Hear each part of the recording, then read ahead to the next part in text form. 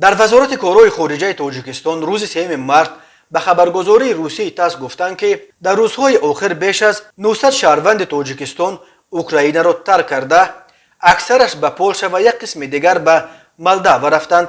در عموم بنا به اطلاع وزارت خارجه در اوکراین بیش از 4000 شهروند تاجیکستان ثبت نام شده بود. به سبب بد شدن وضع در روزهای آخر شماره شهروندان تاجیکی که میخواهند قلمرو اوکراین را ترک کنند زیاد شد. تا امروز 823 نفر به پولش و 121 نفر به مالدو رفتند.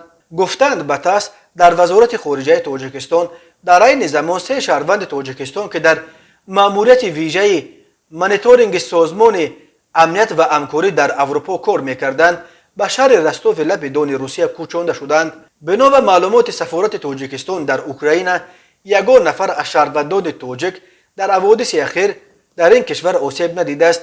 به گفته نماینده وزارت خارجه، سفارت تاجیکستان در کیف به صورت شبانه روزی کار میکند و برای کمک به هموطنان در مسئله بازگشت آنها به وطن خط ویژه علاقه باز شده است. روز 2 مارس یک کارمند سفارت به کشینیوف و یکی دیگر به لیووف سفربر کرده شد تا مسئله های مربوط به خروج شهروندان ما از اوکراین را در جایش تنظیم کنند.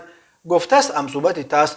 قبلا سفارت تاجیکستان در کیف گفته بود که روی خط شهروندان تاجیک را که میخواهند به وطن برگردند ترتیب میدهند تا به کوچاندن آنها مساعدت کنند.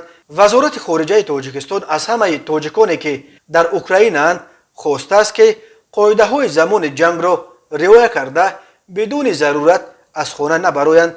وزارت خارجه تاجیکستان اخیراً خبر داد که پولش و رومانیا برای شهروندان تاجیکی که میخواهند از اوکراین خارج شوند به مدت تا 14 روز ویزا را بیکار کرده است. ارتش روسیه روز 24 فوریه عملیات مخصوص حربی در اوکراین را آغاز کرد. جانب روسیه اخیراً اعتراف کرد که در یک هفته اول 498 تن از عسکران و افسرانش در محاربه ها در اوکراین کشته شدند.